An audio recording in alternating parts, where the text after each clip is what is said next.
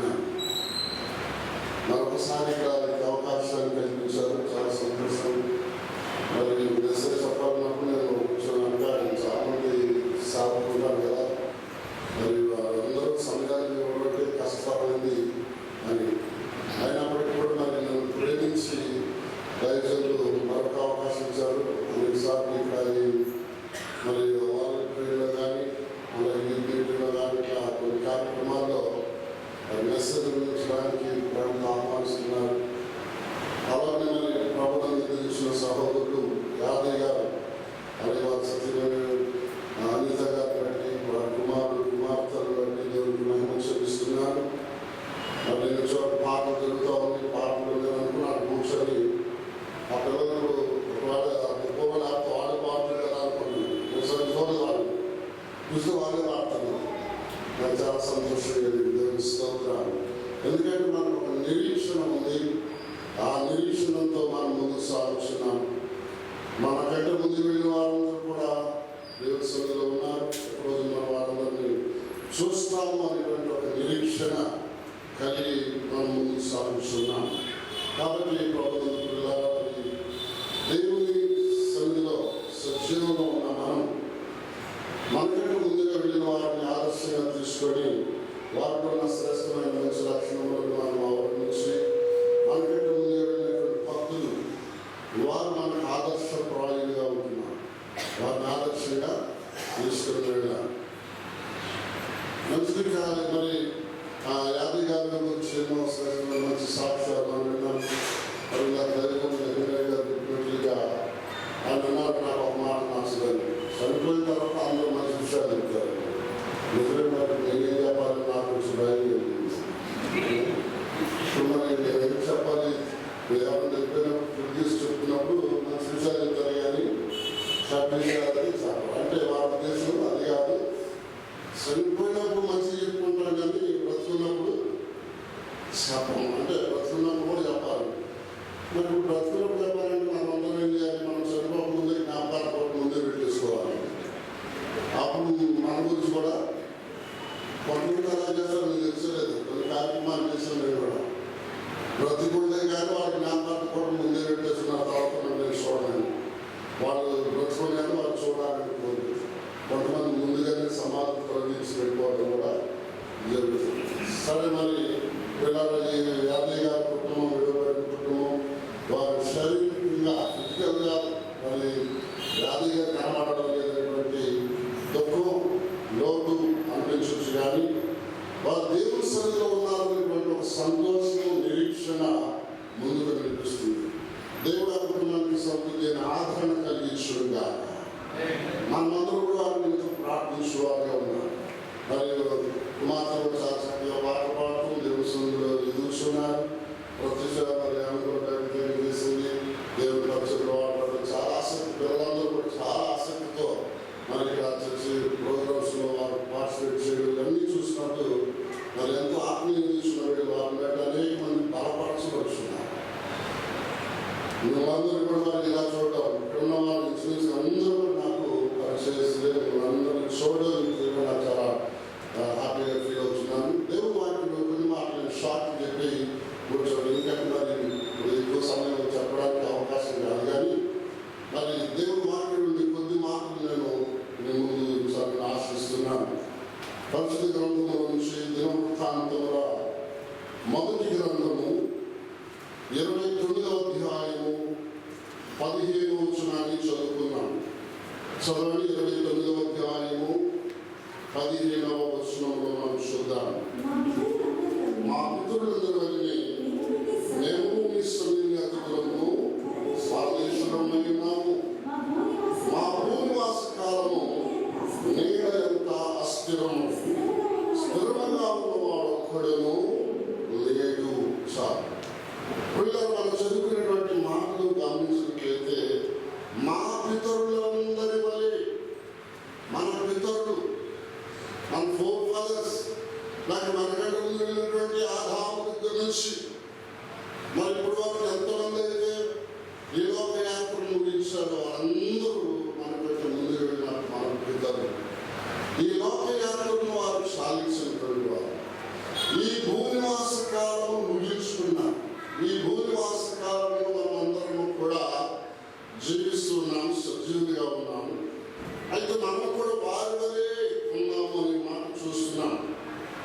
పితరుల వలనే మేము కూడా మేము నీ సన్నిధిలో అతిథులము. మనము ఈ లోపల అతిథులము లాంటి వారు, గెస్ట్. ఇక్కడ మనము ఈ లోపలలో మనం గెస్ట్ లాంటి వారు. మీ ఇంట్లో గెస్ట్ వచ్చారనుకోండి, మన ఇంట్లో గెస్ట్ వస్తే ఏం చేస్తారు? మనం వారికి అతిథి ఇస్తాం, కొంచెం మాట్లాడతాం, ఆ తర్వాత వాళ్ళు వాళ్ళతో అందరూ పంపించేస్తాం. వచ్చిన అతిథులు మన దగ్గర ఉండిపోరు కదా. ఒకవేళ ఉండిపోతే వదిలేస్తామా, ఎప్పుడు వెళ్తారని అడుగుతాం. వెళ్ళకపోతే మర్యాద పంపించడం జరుగుతుంది. అంత కూడా మర్యాద పంపించడం వెళ్ళకపోతే ఈ డెంగేజ్ వస్తుంది, అంత పరిస్థితి వస్తుంది. అయితే అతిథులుగా వచ్చిన వారు ఇంటికి వచ్చిన తర్వాత వారు స్థిరపడడానికి కాదు, కొంత సమయం ఉండాలి, ఏదైనా ఒక రోజు ఉండాలి, 2 రోజులు ఉండాలి, వెళ్ళిపోతారు. అలాగే మనమందరం ఈ భూమి మీదకి అతిథులుగా వచ్చిన వారు అంటే మనమందరం ఇక్కడ నుంచి వెళ్ళిపోవాల్సిందే. ఎక్కడికి వెళ్ళాలి? మనం ఎక్కడి నుంచి వచ్చామో అక్కడికి వెళ్ళిపోవాలి. మన స్వదేశం వెళ్ళిపోవాలి. మన స్వదేశం మరి ఈ దేశం ఎవరిది? భారతదేశంలో నా మాతృభూమి అన్నాం. ఇండియా ఇస్ మై కంట్రీ అని. ఈ భారతదేశంలో నా మాతృభూమి, భారతమాత. ఈ దేశంలో నేను ఎంత వివరించినా ఏదో ఒక రోజు ఈ లోకాన్ని విడిచిపోవాల్సింది. ఈ దేశాన్ని మనం కొనేసినా కూడా స్థిరత్వంగా ఉండము. ఈ భూమి మీద మనం ఏదో ఒక రోజున ప్రాణాన్ని వదిలిపెట్టాల్సిందే. ఆత్మ దేవునికి వెళ్ళిపోతుంది. ఈ మట్టి దేహం తిరిగి మరణ మట్టిలోకి వెళ్ళిపోతుంది. శరీరం మట్టి నుంచి వచ్చింది, ఇంకా మట్టిలోకి వెళ్తుంది. ఆత్మ తాను దయచేసిన దేవుని ఎదురు శరీరం మన దేవునికి వెళ్ళిపోతాం. ఇందాక ఆ దైవ వాక్యం చదివించారు. రాజు మొదటి 2వ వచనంలో దావీదు అంటున్నాడు, లోకులందరూ పోవలసిన మార్గమున నేను వెళుతున్నాను నీ కుమారుడు సొలొమోనుతో చెప్తూ కొన్ని గత వాక్యం పెట్టాడు. లోకులందరూ వెళ్ళవలసిన మార్గం నేను కూడా వెళ్ళిపోతున్నాను.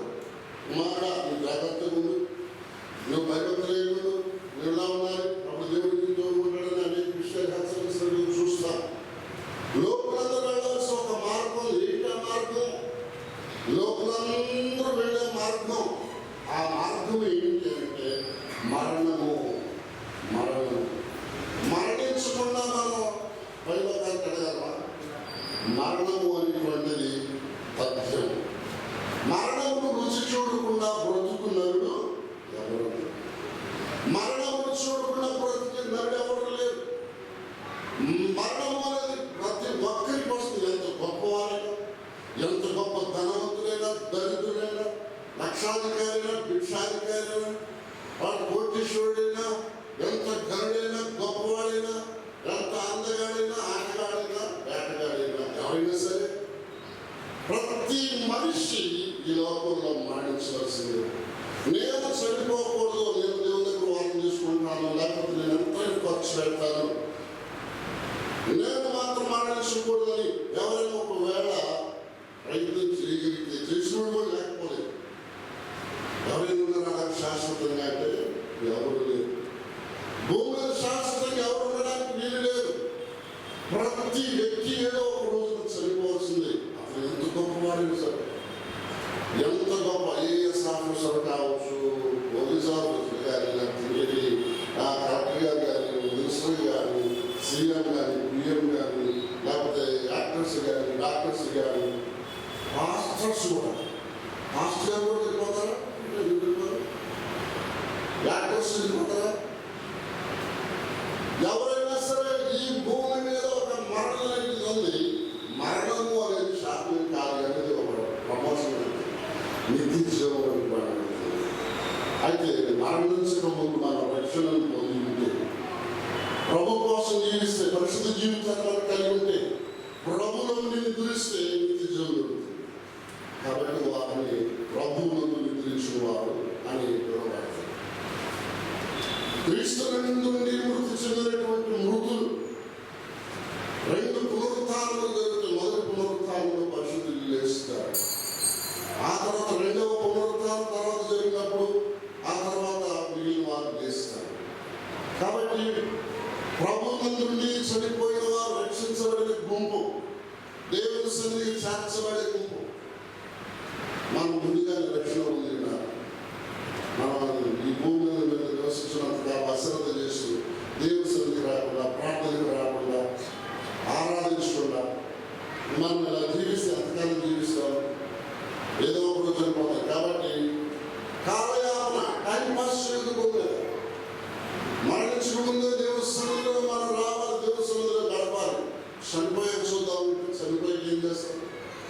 చనిపోయిన తర్వాత మారుమనసు పొందడానికి, బాప్తిస్మం పొందడానికి, అప్పుడు ఆత్మీయంగా జీవించడానికి, దేవుని పరిచయం చేయడానికి అవకాశం లేదు. బ్రతికి ఉండగానే అందుకనే మరి పెద్దలన్నారు, దీపం ఉండగానే ఇల్లు చక్కబెట్టుకోవాలి. దీపం ఉండగానే ఇల్లు చక్కబెట్టుకోవాలి. ఆగిపోయిన తర్వాత షీట్ అయిపోయిన తర్వాత ఇల్లు చక్కవాలి. వెలుగుతుండగానే, అలాగే ప్రాణం ఉండగానే, ప్రాణం అనే దీపం మనిషి ఆత్మ, నరుని ఆత్మ యెహోవా పెట్టిన దీపమై దీపం వెలుగుతుండగానే మనిషి బ్రతికి ఉండగానే మారు మనసు ముందు రక్షణ పొందాలి. సత్యం చూద్దామంటే చనిపోయాక ఏం చేయలేదు. ఒక రోజున ఈ ప్రాణం అనేటువంటిది తప్పబడబోతుంది. అంత గొప్పవాడైంది సార్, ఎంత గొప్పవాడైంది. ఒక భక్తుడు రాసిన పాట, స్టీవెన్సన్ గారిని ఆయన రాసిన పాటలో లేదు, మనిషిగా పుట్టినోడు మహాత్ముడైనా మరల మంటిలో కలువవలయురా, తీసుకొని పోలేడు పూసిక పుల్లైనా ఇలా సంపాదన వదలవలయురా. మనిషిగా పుట్టినోడు మహాత్ముడైనా మరల మంటిలో కలువవలయురా, తీసుకొని పోలేడు పూసిక పుల్లైనా ఇలా సంపాదన వదలవలయురా. దీపముండగానే ఇల్లు చక్కబెట్టుకో, ప్రాణముండగానే నీవు ప్రభుని నమ్ముకో. దీపముండగానే ఇల్లు చక్కబెట్టుకో, ప్రాణముండగానే నీవు ప్రభుని నమ్ముకో.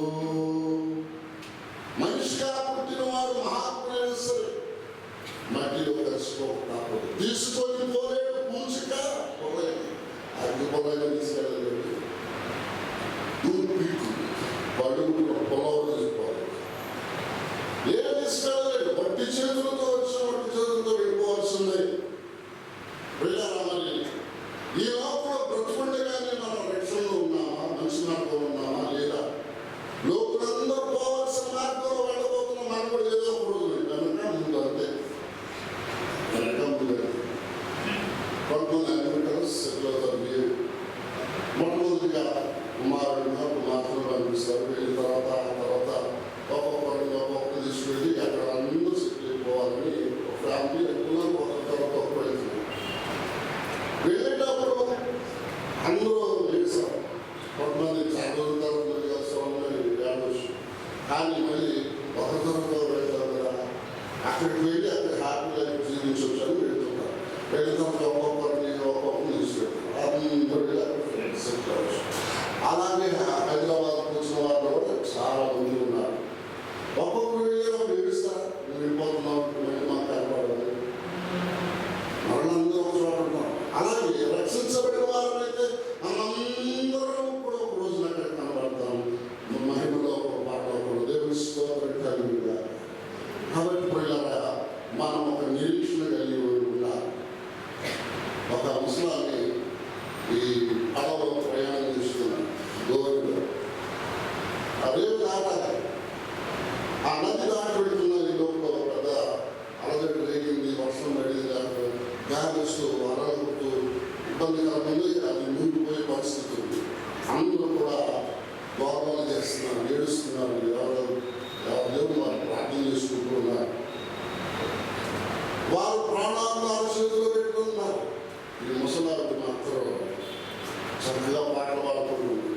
రమ్మనుచున్నాడు అరమాసేవుడు నాకు ఇలా పాటలు పాడుకుంటుంది. బయలుదేరాలి, బయలుదేరు. అందరూ చనిపోయేట్టున్నాం, ప్రాణపాయ స్థితిలో ఉన్నాం. నీవేంటి పాటలు పాడుతున్నావు? నీకు చింత లేదా? నీకు భయం లేదా? ప్రాణ భయం నీకు లేదా? అసలు ఎక్కడ ఎవరు వెళ్తున్నావు? అలా ఎవరికి వెళ్తున్నావు అంటే నాకు మాత్రం చూడడానికి వెళ్తున్నాను. చిన్న మా ఎనిమిది కుమార్తెను చూడాలి అంటే మరి నీ కుమార్తెను చూడాలి లేదా? ఇక్కడ చచ్చిపోతే నీ కుమార్తెను చూడలేవు కదా అని అంటే, అయ్యా నేను బ్రతికి ఉంటే నాకు చిన్న కుమార్తెను చూస్తాను. ఆమె పెద్ద కుమార్తె చనిపోయి రక్షించబడినాను. ఆమె దేవుని సన్నిధికి వెళ్ళిపోయాడు. ఆమె అన్నమాట ఏంటంటే, బ్రతుకుంటే నాకు చిన్న కుమార్తెను చూస్తా, చచ్చిపోతే నా పెద్ద కుమార్తె దగ్గరికి పోతా. పరిస్థితుల్లో ఆ నిరీక్షణ చనిపోతే ఒక నిరీక్షణ ఉంది, బ్రతికిన ఒక నిరీక్షణ ఉంది. మనం బ్రతికిన ప్రభు కోసం బ్రతిక, చనిపోయిన ప్రభు కోసమే. ఈ తీర్మానం, త్యాగం, ఈ సమర్పణ జీవితం మనం కలిగి ఉండాలి. కాబట్టి నన్ను పరలోకంలో మనకు పూర్వీకులు ఉన్నారు, వారిని కలవాలని లేదని రక్షించబడి ఉన్నారు. ఒకరోజు తండ్రి చనిపోతూ కుమారుని తీశాడు. నలుగురు కుమారులు దగ్గర కూర్చారు. వస్తే పెద్దడా తాత వెళ్తున్నాను అని అన్నాడు. చనిపోయే ముందు తండ్రి కుమారుని గురించి రెండో వాళ్ళు వచ్చారు.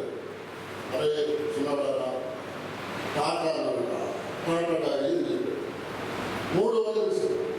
అరే నాన్న తాత నేను వెళ్తున్నాను తాత చెప్పాడు. ఆ అబ్బాయి మూడో వచ్చాడు. నాలుగు కూడా వచ్చాడు. వాడితో వేసిన గుడ్ బాయ్ డాడీ అందరి వాళ్ళకి ముగ్గురికి ఏమో టాటా చెప్పావు, నాకేం గుడ్ బాయ్ చెప్తున్నావు అని అతను గట్టిగా అరిసి చేశాడు. నాకు గుడ్ బాయ్ చెప్తున్నాను, టాటా చెప్తున్నా కలుసాను.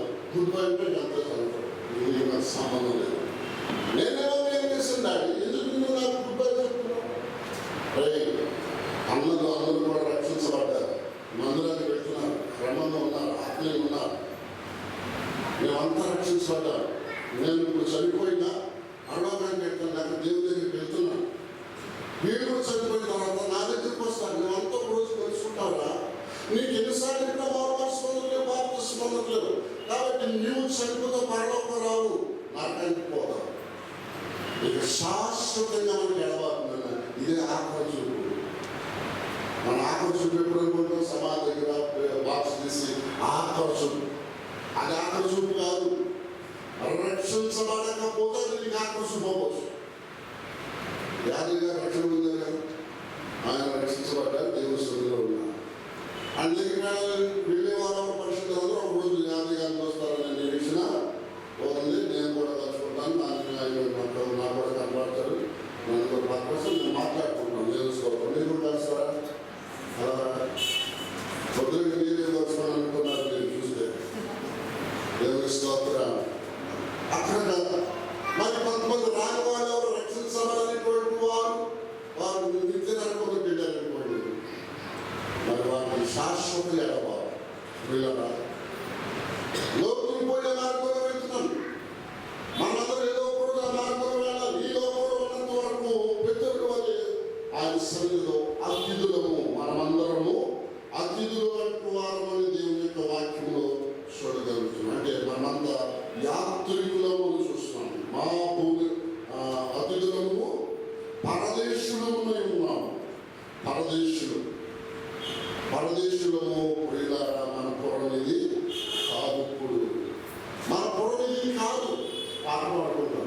ఎవరు చనిపోయినప్పుడే అది వేరే రోజు ఒకవేళ పాడామనుకోండి, అందరికి గుండె సప్పుడు వెళ్ళిపోతాం. హార్ట్ బీట్ బాగా పెరిగిపోతాం. ఇందాక సమీరయ్య గారు చెప్పారు, హార్ట్ బీట్ ఎప్పుడు స్టార్ట్ అవుతుందంట? 3 నెలల గర్భంగా 3వ నెలలో హార్ట్ బీట్ స్టార్ట్ అవుతుంది. కానీ ఈ పాట పాడితే మాత్రం హార్ట్ బీట్ మాత్రం చాలా స్పీడ్ అయిపోతుంది. అయ్యారు వాళ్ళు మాట్లాడుకోండి, భారతదేశంలో సండేలో పాడుకోండి. ఏమైందని అందరూ వాళ్ళు నిద్రపోయి వేసి చూస్తారు. ఆ పాట అంటే అంత భయం. కొన్ని పాటలు కొన్ని పరిమితులు తీస్తారు. ఆ పాట ఏంటి అర్థం ఏంటంటే, పరదేశంలో ఏదో ఒక రోజు మనం వెళ్ళిపోవాలి. కాకుండా మనమంతా యాత్రికులం, మనమందరూ బాటసారులం, మనంతా జర్నీ చేస్తున్నాం. అందరూ కూడా ప్రయాణికులు. దాంట్లో తప్పకుండా ఆ పాట పాడడానికి, ఆ పాట పాడుకుంటే ఈ పాట పాడేది అయినా ఈరోజు ఎవరో చనిపోతారేమో భయపడి ఆ హార్ట్ బీట్ ఎక్కువైపోయి వాళ్ళు చచ్చిపోతారు. మరణం అంటే చాలా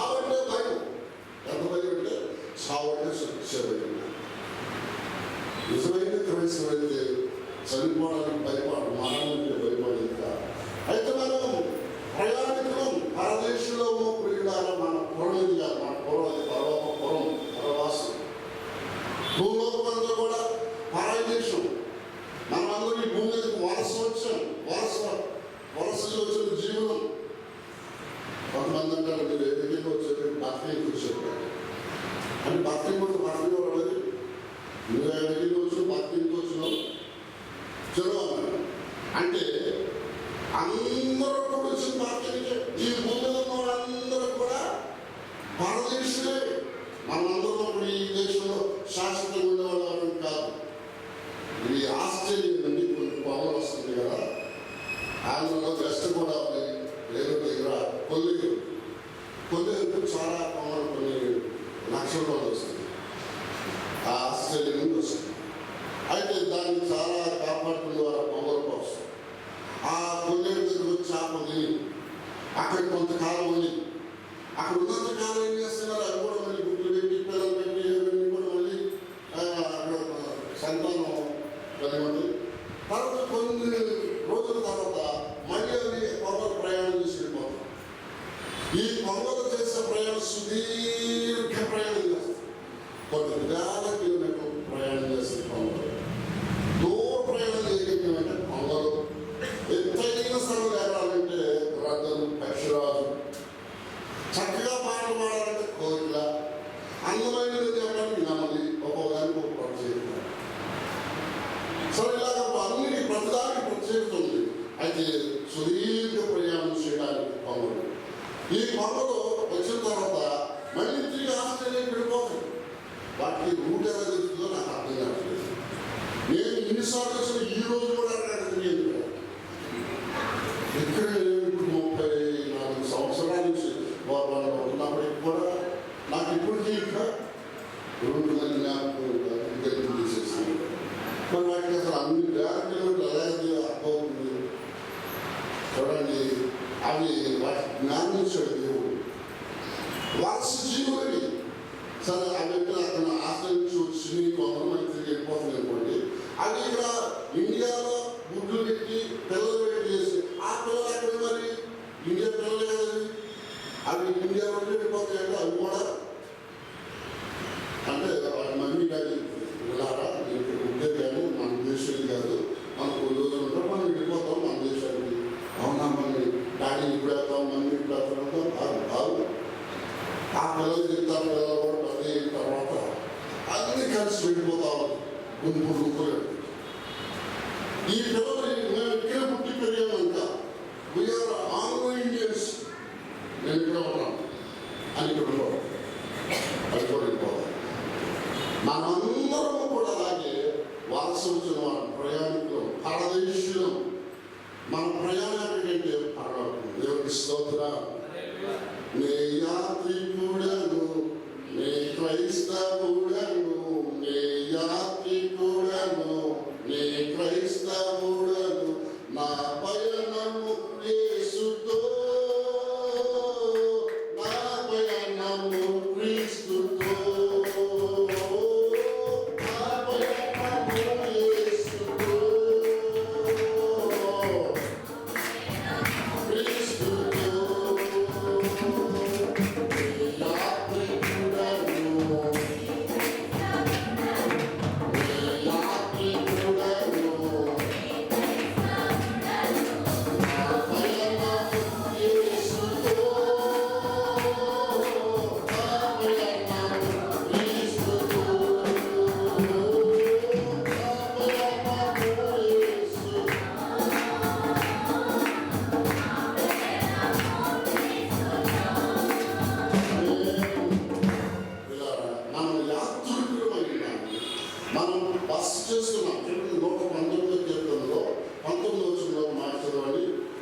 నేను సమయాన్ని జ్ఞాపకం చేస్తాను.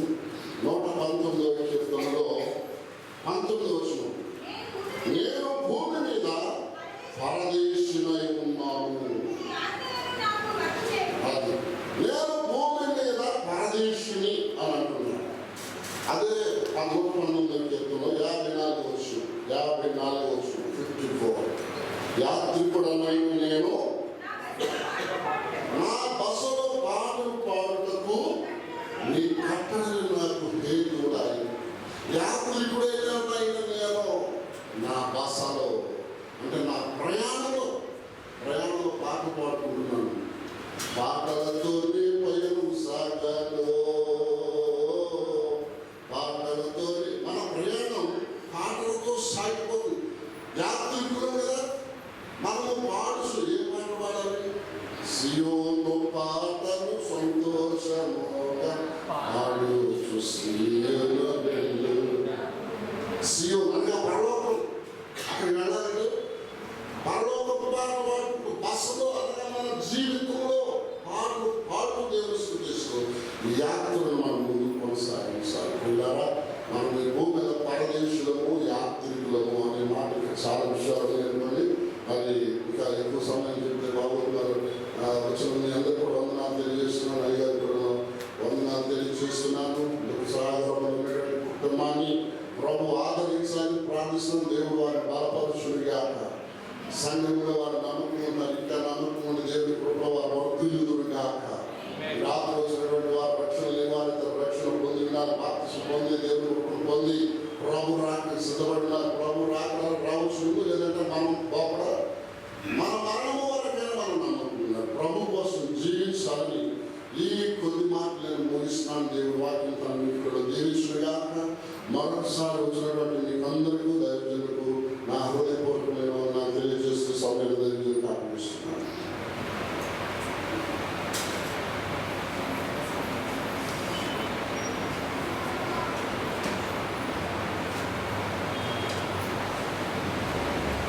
దేవుని పరిశుద్ధ నామానికి స్తోత్రములు. మరి తన సందేశాన్ని జీవన రాష్ట్రయ్య గారు వారు నాకు అందించారు.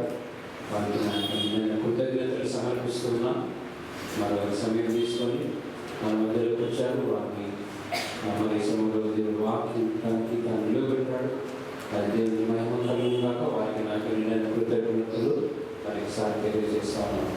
మరి ట్రిబ్యూట్స్ ముందు దయచేసి ట్రిబ్యూట్ చెప్పాల్సిన వారు సమయం తీసుకోవాలంటే తొందరగా మీరు శ్రద్ధాంజలి అంటాం కదా, దయచేసి చెప్పకముందు మరి ఇప్పుడు పాస్టర్ గారు ఒక చిన్న పాట, ఒక కోరస్ మాత్రం మనం పాడుకొని ట్రిబ్యూట్స్లోకి వెళ్తాం. సియోను పాటలు సంతోషముగా పాడొచ్చు సియోను వెళ్తామని పల్లవి మొదటి వచనం మనం పాడుకొని దయచేసి ట్రిబ్యూట్స్లోకి తొందరగా మనం వెళ్తాం.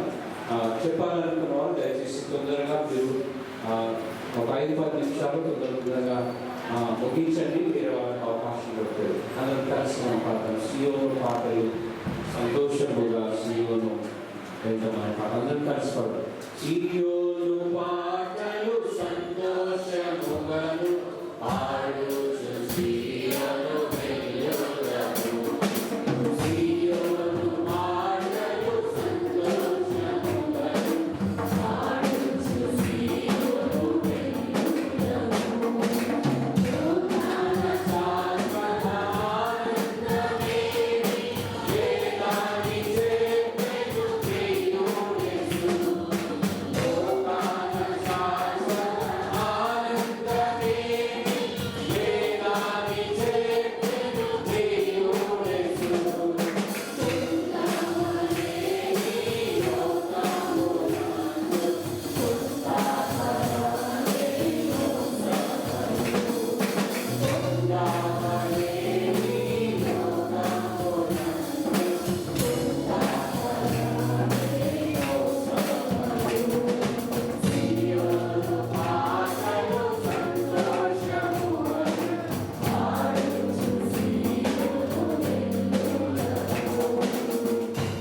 దయచేసి తొందరగా పురుషుల్లో నుంచి చెప్పేటప్పుడు స్త్రీలో చెప్పేటప్పుడు దయచేసి తొందరగా మీరు ముందుకు వచ్చి మరి మీరు చెప్పాల్సిందిగా మనం చేస్తాము.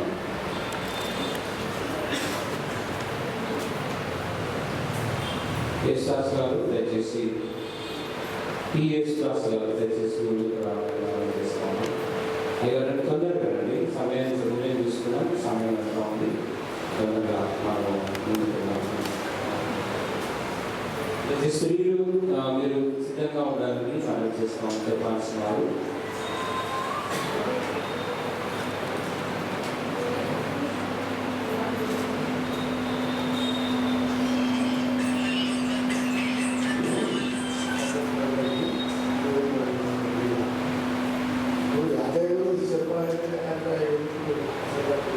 చెప్పాలన్నప్పుడు వస్తలేదు. ఆయన నా ముందు చిన్న పిల్లలు, ఆయన మేము కనీసం 7 సంవత్సరాలు 30 సంవత్సరాల నుంచి 15 ఉంటుంది. వాళ్ళే చాలా కూడా ఉంటుంది సంవత్సరాలు. అంటే అప్పుడు మా కుటుంబంలో ఒకడే మొత్తం చాలా సైలెంట్. అంటే ఇప్పుడు నాకైతే ఎక్కువ చాలా ప్రేమిస్తాడు మా అమ్మ. మేము కూడా ఆయన అదే ప్రేమిస్తాడు. ఎందుకంటే మొన్న కూడా ఆయన ఎక్స్పీరియన్స్ అయిపోతాడనే రోజు కూడా నేను ఫోన్ చేశాను. పిల్లలు ఏమన్నారంటే మా తాత మంచిగా ఉన్నది, కొంచెము పర్వాలేదు తాత అని చెప్పారు. సరే కదా పర్వాలేదు అని చెప్పారు. సాయంత్రం వచ్చేవాళ్ళు లేట్ అయిపోయింది, పోలేదు. నెక్స్ట్ డే మార్నింగ్ ఈ వార్త వచ్చేసింది. ఏం చేయాలి నాకు అసలు ఏం లేదు. డైరెక్ట్ చూసే వరకు హాస్పిటల్ డాక్టర్ ముందు ఎంత చేసినాము ఎక్కడ చెప్పాలంటే నాకు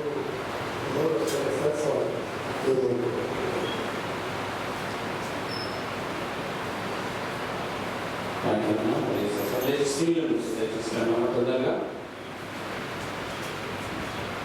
మనం తొందరగా రావాలని మనం చేస్తా ఉన్నాం.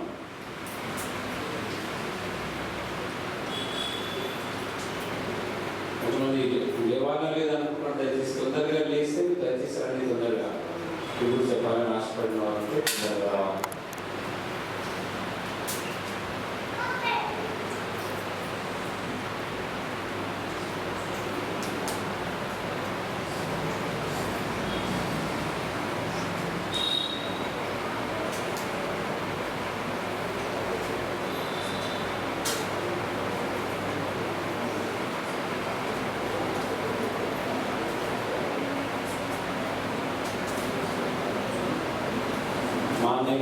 అంతైతే స్త్రీలు మీరు తొందరగా మీరు సిద్ధపడండి, టైం వేస్ట్ చేయకండి.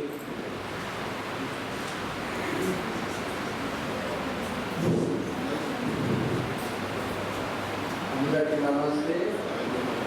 యాదయ్య చెప్పాలంటే 1982-83 సందే వాళ్ళు నాకు పసన యాదయ్య జన్న తిరిగిన ఏ సన్న ఇలా తండ్రి వీళ్ళంతా గోడవడలు ఎక్కువ ఉంటున్నారంట. అయితే యాదయ్య అప్పటికి 7 ఏళ్ళు ఉంది.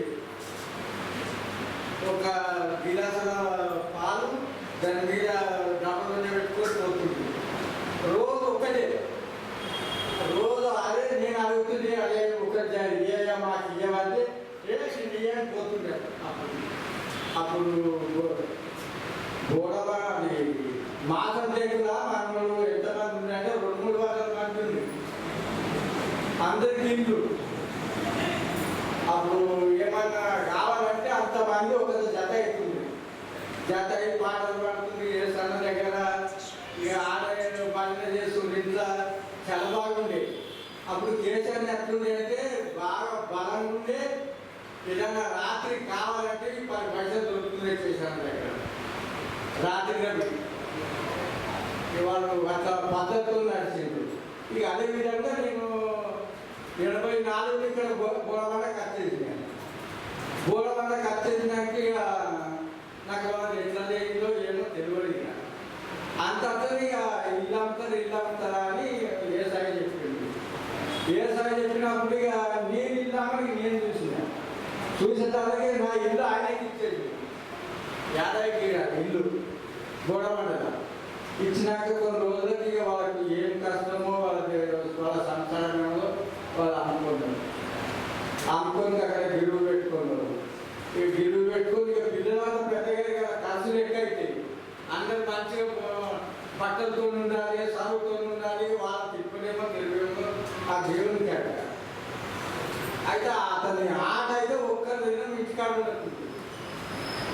జనం ఎదురైతే చాలా మంచిగా నడుస్తుంటే సామాన్యుంటే పనికి వెళ్ళకుంటుంది. మంచిగా నడిచి చాలా ఆగము ఏమన్నా తీసుకెళ్ళింటామా చేయబడి ముందుకుపోతుంది. ఏ తోలికి వెళ్ళైనా ఆటలు వేసుకొని దిగేస్తుంది. అసలు ఈ ఆదాయం మనం అందరికీ పోయాడు. మరి చాలా కష్టము. వాళ్ళ కుటుంబానికి దేవుడు అన్ని విధాలుగా దీవించిన కాక.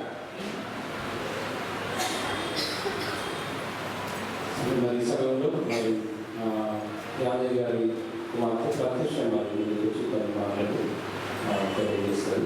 దయచేసి ఇంకెవరైనా చెప్పండి, లేకపోతే మనం ముగిస్తాం. దయచేసి స్త్రీలు మీరు సిద్ధంగా లేకపోతే ముగిస్తాం.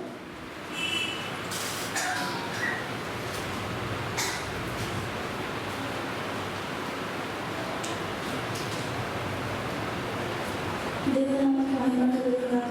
ఇప్పుడు వచ్చిన మీ అందరికీ ముఖ్యంగా మమ్మల్ని ప్రేమించి మా కుటుంబాన్ని ప్రేమించి ఆహ్వానించి వచ్చిన ప్రతి దైవజనానికి నా తరపున నా కుటుంబం తరపున హృదయపూర్వక వందనాలు చెల్లిస్తున్నాను. మా డాడీ యాదయ్య. మా డాడీ చెప్పడానికి ఎవరు రాలేదంటే మా డాడీ అంతా సైలెంట్గా ఉంటుండే, ఎవరి దగ్గర పోకుండే.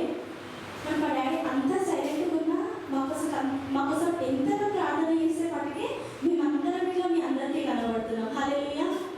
నా తండ్రి యొక్క ప్రార్థన పరుడు. ఎట్లా అంటే ఎవ్రీడే నైట్ మా కోసం ప్రార్థన చేయండి. మా తండ్రి చచ్చిపోయే రోజు కూడా మా కోసం ప్రార్థన చేసి చచ్చిపోయాడు. మా తండ్రి ప్రేమ వల్లనే మేము ఏదైనా కూడా అంటే కొంతమంది ఎక్కడైనా చావు దగ్గరికి వెళ్ళడానికి భయపడతారు, పెళ్ళిళ్ళ దగ్గరికి అయితే వెళ్తారు, కొంచెం కొంచెం భయపడే స్థితిలో ఉంటే వెళ్ళడానికి వెనుక ముందు ఆలోచిస్తారు. కానీ మా మమ్మీ డాడీ మాకు చిన్నప్పటి నుండి ఎట్లా నేర్పించినారంటే ఏదైనా కూడా మీ ముందు దేవుడు నడుస్తాడు, మీరు నడవండి అని నేర్పించిండ్రు. ఆత్మీయ ధైర్యం అనేది వాళ్ళు మాకు ఇచ్చినారు. వాళ్ళ ప్రేస్ లేకుండా అయితే మేము ఇక్కడైతే నిలబడలేమని దేవుని సన్నిధిలో నేను నిజంగా చెప్తున్నాను. అయితే డాడీ మరణం ఎట్లయిందంటే లాస్ట్ సండే రోజు కొంచెం సిక్ అయినారు. సిక్ అయితే చర్చికి రాను, నేను ఈరోజు పడుకుంటానని చెప్తే సరే పడుకో అని చెప్పేసి మేము చర్చికి వచ్చేసినాం. చర్చికి వచ్చేసిన తర్వాత చిన్న మొక్కుబడి ఉంటే దారులకు వెళ్ళిపోయినాం. నేను, అక్క, అన్న, చెల్లె, ఇంకా తమ్ముడు, అర్చన కలిసి వెళ్ళిపోయినాం. మేము అక్కడ వెళ్ళగానే డాడీ మళ్ళీ తన పనికి ఆటోకి వెళ్ళిపోయినాడు. వెళ్ళిపోయి వచ్చినాక మళ్ళీ మాకు ఫుడ్ ప్రిపేర్ చేయించినాడు. మమ్మీకి చెప్పి చికెన్ తీసుకొచ్చి ఫుడ్ ప్రిపేర్ చేయించినాడు. ఆ రోజు ఇట్లా మంచిగా అయిపోయింది. నెక్స్ట్ మండే మార్నింగ్ డాడీ నేను ఆఫీస్కి వెళ్ళిపోయినాను. డాడీ అన్కాన్షియస్ అయిపోయినాడు. నేను ఆఫీస్కి వెళ్ళి ఇట్లా కూర్చున్నా, నాకు కాల్ చేసినాడు. పాప మాట్లాడతారేడు, పాప లేస్తారేడు అని కాల్ చేస్తే నేను తొందరగా ఇంటికి వచ్చేసిన. ఇంటికి రాగానే ఏమైందంటే ఇట్లా పిలుస్తున్నా పాప అంటే పాప మాట్లాడతారు. మాట్లాడకపోతే ఏమైందంటే ఇట్లా ఏమంటే పాస్ట్ అంకుల్కి కాల్ చేసిన. అంకుల్ ఇట్లా మా పాప లేస్తలేడు అంకుల్, మాట్లాడట్లేదు అని చెప్తే అంకుల్ ప్రార్థన చేస్తున్నాడు. ఫోన్ సరేమో షో దగ్గర పెట్టు అని చెప్తే నేను స్పీకర్ ఆన్ చేసి షో దగ్గర పెట్టిన. అంకుల్ ప్రే చేస్తుంటే ఆమె అన్నాడు అంకుల్ లాస్ట్కి. ఆమె అనగానే అప్పట్లో ఎంత చొంపలపైన ఇట్లా కొట్టిన డాడీ లేవలే. ఆమె అనగానే కళ్ళు తెరిచినాడు. కళ్ళు తెరవగానే పాపానికి ఏమైంది పాప, లేవు హాస్పిటల్కి వెళ్ళా, లో పాపాను అంటే వద్దు నేను మంచిగా ఉన్నా, నాకు ఏం కాలేదని చెప్పినాడు. అయితే దాని తర్వాత ఈవినింగ్ అంకుల్ వచ్చినాడు, ప్రే చేసినాడు. చాలా మంచిగా ఉంది అంకుల్తో కూడా. అంకుల్ పైన కూర్చుంటే నేను కిందనే కూర్చున్నాడు. అయితే అంత మంచిగా ఉండేది. అంకుల్ వెళ్ళిపోయాక నేను అడిగిన పాప ఏమైంది నీకు అని అడిగితే ఆ మూమెంట్లో నీకు ఏమైంది అని అడిగితే ఇట్లా నేను పడుకున్నా, ఈ స్లాబ్ మొత్తం ఇట్లా ఓపెన్ అయిపోయింది. స్లాబ్ అంతా ఓపెన్ అయిపోయింది. డైరెక్ట్గా నాకు ఆకాశం కనిపించింది. ఆకాశం నుండి జీసస్ వైట్ డ్రెస్ వేసుకొని వచ్చి నన్ను ముట్టినాడు. ముట్టగానే నేను లేచినని చెప్పినాడు. లేచినని చెప్పిన తర్వాత ఏమన్నాడు, ఇది నీ మరణించే సమయం కాదు, నీకు 2 దినముల 2 గడియల సమయం ఇచ్చుచున్నానని చెప్పి వెళ్ళిపోయినట్ట. జీసస్ మాట్లాడినాడంట మా డాడీ తోటి. 2 దినముల 2 గడియల సమయం నీకు ఇస్తున్నా, నువ్వు ఇప్పుడు మరణించావు లే అని చెప్పేసి దేవుడు వెళ్ళిపోయినాడు. దాని తర్వాత మళ్ళీ ఆకాశం మూయబడ్డది. మళ్ళీ మన స్లాబే నాకు కనిపించిందని లేచి కూర్చొని మా కుటుంబంలో మొత్తం ఇది షేర్ చేసుకున్నాడు. దాని తర్వాత పాస్టర్కి వెళ్ళిపోయినారు. అంకుల్కి కూడా అయిపోయినాడు. సడన్ ఇట్లా దేవుడు కనిపించినాడు, వైట్ డ్రెస్ వేసుకున్నాను, ముడితేనే నేను లేసినానని చెప్పినాడు. దాని తర్వాత ట్యూస్డే నైట్ మళ్ళీ సేమ్ అట్లనే అన్కాన్షియస్ అయిపోతే ఇంకా సంగీతక్క మీనక్క ఇద్దరు వచ్చి కూడా సెలైన్స్ అట్లా పెట్టినారు డాక్టర్ సజెషన్తో. పెట్టిన తర్వాతకి అసలు ఏం అట్లానే ఉండే, కొంచెం బ్రీతింగ్ తీసుకోవడానికి ఇబ్బంది పడ్డాడు. డాడీ ఇబ్బంది పడ్డాడంటే ట్యూస్డే నైట్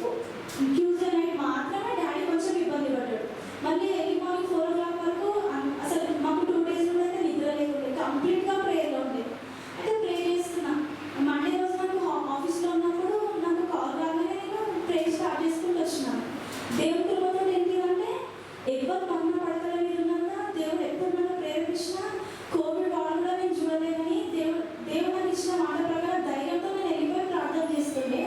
అది ఏమైనా తెలియదు, అసలు నాకు ప్రార్థన వస్తలేదు నోటికి. నాకు అసలు ఎట్లంటే కొత్త వ్యక్తి ప్రార్థన చేస్తే ఎట్లయితుందో అట్లా నా నోరే తిరుగుతలేదు. నేను అంటున్నా, దేవా నాకు ఎంతమంది ప్రార్థన చేయడానికి నాకు ప్రేరేపణిస్తావో, మా డాడీ చేయడానికి నాకు ఎందుకు వస్తలేదని నేను స్తుతి స్టార్ట్ చేసిన. స్తోత్రం అని స్తుతి స్టార్ట్ చేసిన. సరే ప్రార్థన అయితే వస్తలేదు, కనీసం వాక్యమైనా చదువుతామని బైబిల్ ఓపెన్ చేసిన. బైబిల్ ఓపెన్ చేస్తే నాకు 91 సాంగ్స్ ఎక్కువ చదువుతున్నా, నాకు చాలా ధైర్యం వస్తుంది. అంటే నేను 91 కీర్తన నుంచి చదువుతుంటే నా చూపు దేవుడు తిప్పేసి పక్క పేజ్లో నా కళ్ళ పడ్డాయి. పడగా ఏమైందంటే అక్కడ ఏముంది, 9వ కీర్తన 3వ వచనంలో నీవు మనుషులను మట్టికి మార్చుచున్నావు, నరులలో తిరిగి రండని నువ్వు సెలవిచ్చుచున్నావు అని ఇట్లా నా కళ్ళు అక్కడ వచనం పైన పడిపోయింది. నేను భయపడి దేవుడు మూసేసిన. ప్రభా ఇది మరణ ఛాయ చూపిస్తున్నా ఏంటయ్యా, నా నోటికి స్తుతి కూడా రావట్లేదు, ఈ మరణ ఛాయ ఏంటయ్యా అని నేను అడుగుతున్నా.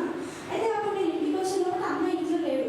అన్న ప్రేట్ ఎవరు వచ్చి ప్రే చేసుకుంటున్నాడు. అయితే నేను అన్నకు ఫోన్ చేసిన, అన్న డాడీ హాస్పిటల్ తీసుకోవాలంటే అన్న వచ్చి ఏమన్నాడంటే నాకు నేను ఏమైందన్నా ప్రే చేస్తున్నాను అంటే నాకు దావీదు మరణం చూపిస్తున్నాడు దేవుడు అని అన్న కూడా బైబిల్ మూసేసి ఇంటికి వచ్చేసినాడు.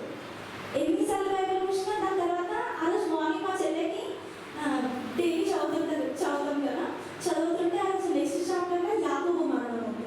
అయితే మా చెల్లెకి నాకు తెలిసి మా చెల్లె ఆ రోజే బైబిల్ చదవలేదు ఫస్ట్ టైం. ఎందుకంటే నెక్స్ట్ పేపర్లో యాకోబు మరణం ఉంది. దేవుడు మాకు 2 రోజుల ముందుగానే ప్రిపేర్ చేసినాడు. మేబీ ఇంకా ముందు చెప్తే మీకు ప్రార్థనలో పోరాడతారో అని అనుకున్నాడో తెలియదు, కానీ ఆ 2 రోజుల ముందు నుండి దేవుడు నాకు ప్రిపేర్ చేసినాడు. ఆ 2 రోజులు అయితే బైబిల్ ఉండలేదు. బైబిల్ ఓపెన్ చేస్తే మరణ ఛాయలు చూపిస్తున్నాడు. నోటికి ప్రార్థన చేద్దామంటే ప్రార్థన రావట్లేదు. అయ్యా ఇది నీ చిత్తమా అని ఏందయ్యా అని అప్పటికి కూడా, కానీ మరణ ఛాయని దేవుడు మాట్లాడుతున్నాడు. కానీ నా తండ్రి కదా నేను ధైర్యం తీసుకోలేకపోయినా. నాకేంటంటే చాలా ధైర్యం, కుటుంబ ఫ్యామిలీ ఏంటంటే డాడీ నన్ను ఎప్పుడు కలగాలో చూడకపోతుంది. నన్ను గుడ్డు అంటారు, ఇట్లా గుడ్డు తల్లి నాడు ఏం భయపడకండి. ఇట్లా ఆఫీస్కి నేను జాయిన్ అయినానో లేదో నాకు వితిన్ ఫ్యూ డేస్లో బండి ఇంటి ముందు నిలబెట్టినారు. అంటే నాకు బస్సు పడదు. అంటే బండి అయితే ఒకటే ఒక నిమిషంలో నేర్పించేసినాడు నా బండి. అంటే నాకు ఇది ఎంత కోపం, ఇది ఎందుకంటే ఇది భయపడుతున్నావా అని ఎప్పుడు అడగలడాలి. నువ్వు నడుము ఇంకా నేను వస్తున్నా కదా అని అంత ధైర్యం ఇస్తుండే. ఇక నా ఫ్యామిలీ అందరం ఈ పొజిషన్లో అంటే నా తండ్రి ప్రార్థననే కదా. నా తండ్రి ప్రార్థన, నా తల్లి ప్రార్థన వల్లనే ఇప్పుడు ఇంతమంది జయవచనలు వీళ్ళెవరికి మా డాడీ తెలియదు, మమ్మల్ని బట్టి వచ్చినాడు. అంటే మా డాడీ అంతా ప్రార్థన, మా తల్లిదండ్రి ప్రార్థన వల్లనే దేవుడు మాకు నిలబెట్టినాడు. ఎగ్జాక్ట్గా దేవుడు ఏ టైం అయితే చూపించినాడో 2 దినముల 2 గడియల సమయంలోనే మా డాడీ ప్రశాంతంగా మా డాడీ ప్రాణం పోయేటప్పుడు ఆ 2 గంటల దేవుడు మా అందరికీ గాఢ నిద్రను దయచేసినాడు. ఎందుకో తెలియదు, ప్రాణం పోతుంటే చూస్తున్నామనో బాధపడతామని తెలియదు, కానీ ఆ మూమెంట్లో దేవుడు మా అందరికీ గాఢ నిద్రను ఇచ్చినాడు. మళ్ళీ 4:30 గంటల పడుకున్నాడు. మళ్ళీ 6:30 గంటల మమ్మీ చెప్తే ఇంకా డాడీ లేస్తుంటే పప్పా అని పిలుస్తుంటే లేవలేదు. నేను గట్టిగా హార్ట్ రైజ్ చేసిన. పప్పా అని గట్టిగా హార్ట్ రైజ్ చేస్తే ఇట్లా ముక్కులో నుండి వాటర్ వచ్చేసినాయి. ఇట్లా దేవుడు చాలా సమాధానంగా మా డాడీ చనిపోయినాడు. ఏమి ఇట్లా రోగం ఉంది లేకపోతే దుష్టితో అట్లా కాదు. నా తండ్రి దేవుడు మమ్మల్ని సిద్ధపరుస్తూ, మా తండ్రిని సిద్ధపరుస్తూ దేవుడు మాకు వాకునిచ్చి ధైర్యం ఇచ్చి సమాధానంగా నా తండ్రిని తన యుద్ధకు తీసుకున్నాడు. దాని తర్వాత నేను అడుగుతున్నాను, అందరూ వస్తున్నారు, ఒకరు మాట్లాడుతున్నారు. అయ్యా ఎవరు మాట్లాడినా సోఫా మీద కూర్చుంటే మా డాడీ అని మాట్లాడుతుంది. ఎంతమంది చెప్పినా సరే మర్చిపోయి బయటకు పోదామంటే నాకు మా డాడీ అన్నమాట. కనబడుతుంటే నేను అడిగినా, అయ్యా భయం వేస్తుంది, నాకు ధైర్యం ఉంటే చాలా ఉంటుంది అయ్యా, కానీ మా డాడీని చూసే నాకు ధైర్యం నాకు రావట్లేదంటే, అయ్యా ఇప్పటి నుండి మా డాడీ అయితే నన్ను చాలా